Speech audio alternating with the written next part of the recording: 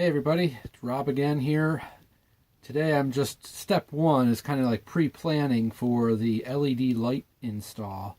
A lot of the newer Passport 217s have come already with the LED awning light, the one that strips underneath of the awning and projects outward on the awning.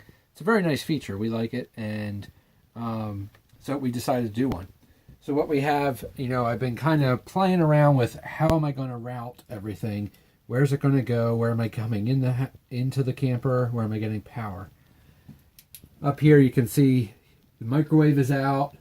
There is the one speaker on the outside, which we're able to measure then along the awning and use that as our reference point. I have to still fix this this spot up here where the microwave was loosely attached. But the main thing right here is our switch panel.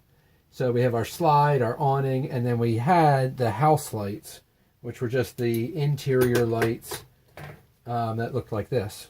Two buttons, one for outside, one for inside.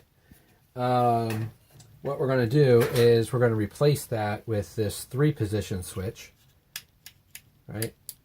So I have two options. I could have placed it this way, which is pretty tight, or I've decided to orient it vertical, which will kind of match a little bit better with what's already there. So that gets us, sorry about that, that gets us our switch.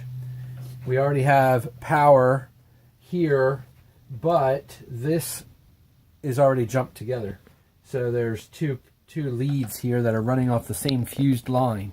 And that runs my fantastic fan in the ceiling, runs all my lights in the ceiling, and the outdoor porch. And what we had to do one day to find all that was down here. We went through and looked at all of the fuses, and we had to label them because they weren't labeled, unfortunately. So what we're going to do is probably pick up spot number 2, which ironically only has one little light on it, and that is a 15 amp line. So that then also means that I had to pull the converter here a little bit, just so you know, power is off and battery is disconnected. So behind here is all the wiring coming into the converter box, all the wiring coming from down the wall to the 12 volt side. So if you can see here, we have all our fuses on this side and our main 120 volt system and breakers on this side. And the converter is on the bottom, so when you are plugged into 120, that box there comes up, feeds back through here, and also charges your battery in the front of the camper. So what I'm going to do is I'm going to pick up this second pin with a new wire, run it up the pantry wall, all the way up the wall, across the ceiling, come up through here, hopefully be able to come up through there, or maybe just run it along the wall with some clips to keep it out of the way of the microwave. And then that will come down here to this spot, which will give me a fresh line, lightly loaded, and then I can connect to the switch. And then I also have a fuse in line with the Boogie Light's LED lighting system. Now over in the garage, so here's the light controller.